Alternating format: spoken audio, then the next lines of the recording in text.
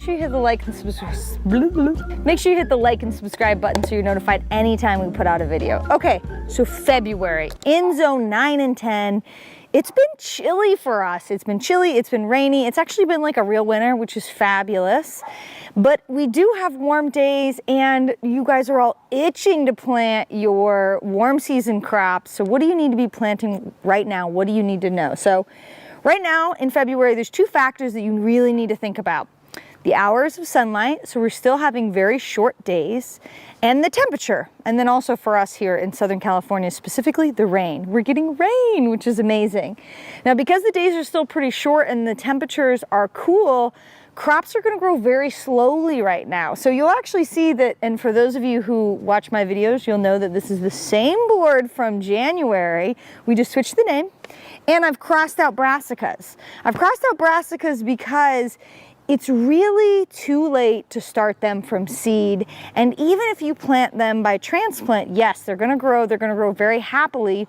But what they're gonna do is they're gonna grow into a time of the year where the days are getting a lot longer, which means you're more likely to have your broccoli plants flower early, your brassicas, like your cauliflower, are going to start to break and open up. And actually, we can see right here, see, this was planted in the fall and it looks amazing. So most of you guys should be harvesting your broccoli, your cabbage, and your cauliflower right now, not planting it. So it's a really important thing to remember. And I know it's confusing because the weather seems like perfect brassica weather, which it is, but these should be almost done growing. So I've crossed those off, and that's okay too, because you're also gonna want that space in the garden for next month's planting, which we're really gonna focus on warm season crops. So right now you're planting beets, radishes, and carrots, all of your root crops. They're very quick to grow, and it's a great time to plant them right now in the cool weather. All of your greens, your collards, your lettuces, your spinach. You can actually see behind us, we have beautiful crops of lettuces in the garden. And you can succession plant those this month, next month, and even the following month, you can succession plant them so you have them growing all cool season and spring long. The other things are peas, green onions, favas, parsley, fennel, cilantro. A lot of your herbs are gonna grow really well right now. Now you can actually see behind us, we have some beautiful looking peas. These were obviously started a lot earlier. But again, you can succession plant them and you can actually start another round of these so you have continuous pea growth all through. You need to get out there and mulch your garden. That's the most important thing in the world. Without good soil, you waste your time planting. Get your soil prepared, get ready to plant. Start your plants inside. Now in some places up north, you might have to wait to, February or March to even start your plants. Depends on the weather.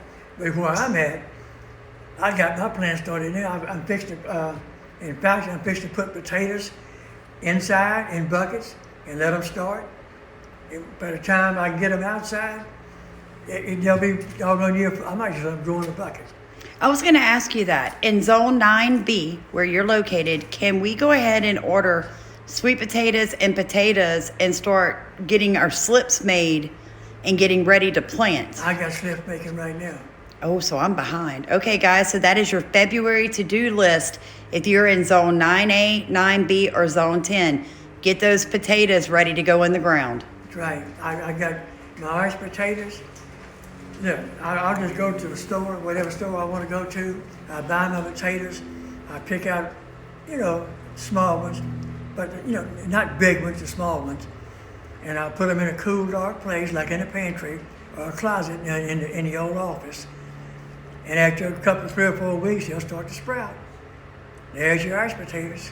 Why go buy them? That's right. And Save money. Sweet potatoes the same way every year. And, Lafayette, Louisiana. They have sweet potatoes all over the highway, sitting on the side of the road, set up. Sweet potatoes, Louisiana sweet potatoes, and they're good.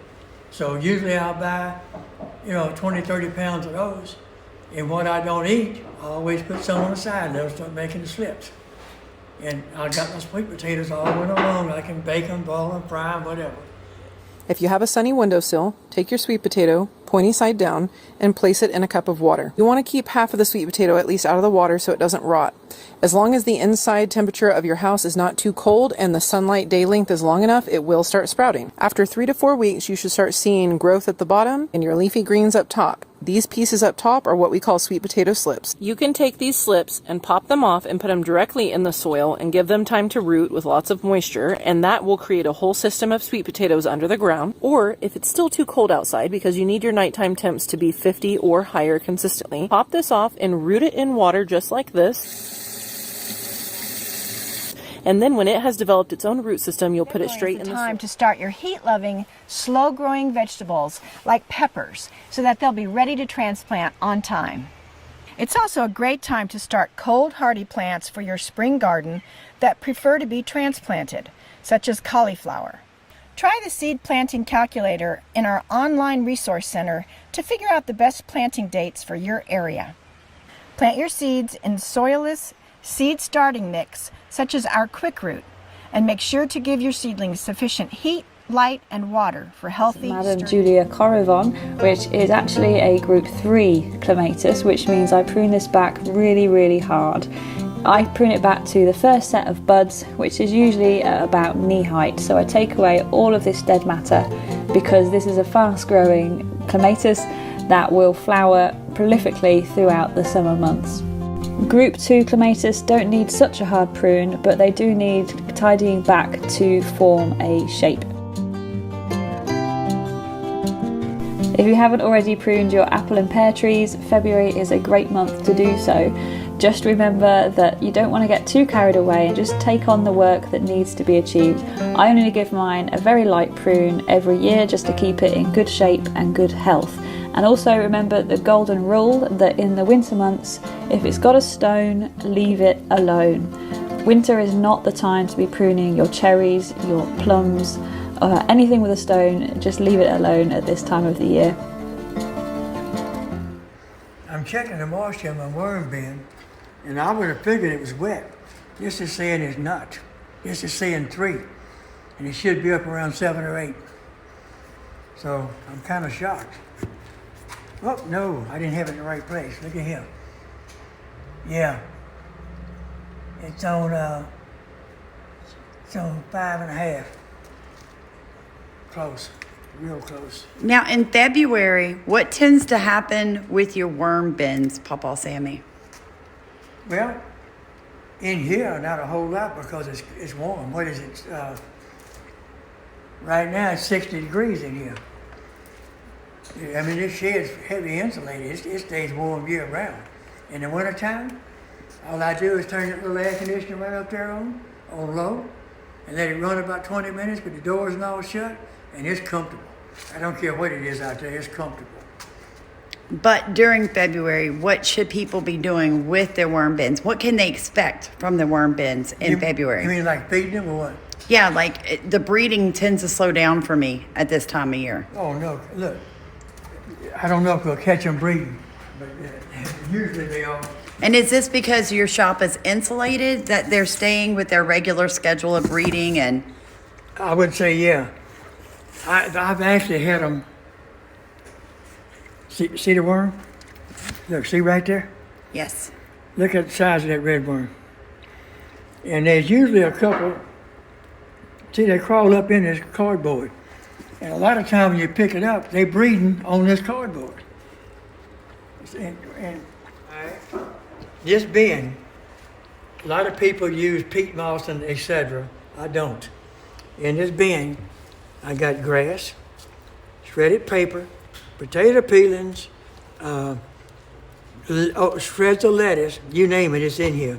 Now once you dig down through this grass, see what happens to this grass? Look at that.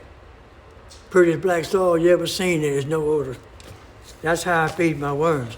Next trick, keep them damp, really damp. They breathe through their skin. You don't want them to die. And don't put a lid on your bucket. All these guys throw lids on there and brag about how the worms climb on the side because they're so healthy and full of energy. They're trying to escape people. They're trying to escape. And keep them moist. They breathe through their skin.